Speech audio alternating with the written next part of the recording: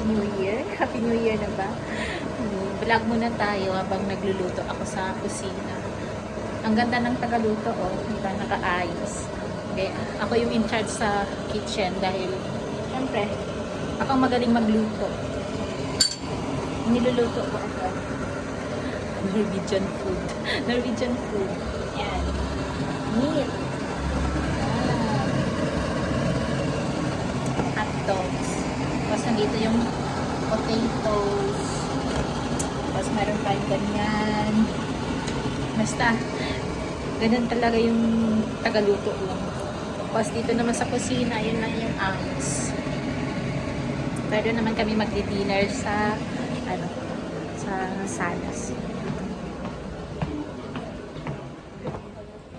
Yan. Yan ang aming mahirap, no? Mahirap mag-vlog na mag-isa. Yan lang. Candlelighting everywhere. Candlelighting everywhere. Candlelighting din dito. Lahat na lang naka-candlelighting. Ganun talaga kasi malamig yung lugar. Ang aking anak ay aalis. May anak. Ayaw nila magpakita kaya ayaw kong mag-vlog pag sila nandyan. Kasi ayaw nila makasama. Oh. You want to be my son? My eldest one. Diba? I'm mother of 3 kaya young fiancing. Ayan. Nakaantay ko lang yung luto.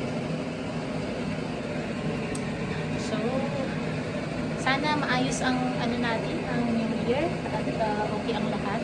Maingay yung yung yan. Beef ano ba tawag yan? Exhaust fan. Yan, exhaust fan. Bongga, naka-exhaust fan. Wala pang laman yung mga plato.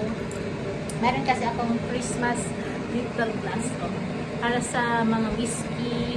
Yan, small shot lang ba.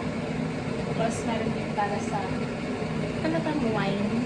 Pero, Christmas glass. Christmas utensils natin. Simple lang naman ang buhay dito. Kaso lang medyo gumanda ako. Joke.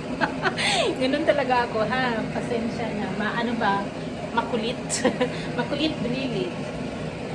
May inaantay din ako dyan sa oven. Yung para sa atin yan is parang lechon kawali. Yun. So, yun lang. Yun lang ang vlog natin na to. Sana ay sama-sama ulit tayo sa ng bagong taon. Pagsabong. So, muna dito guys. Paalam. Sana maayos ang lahat.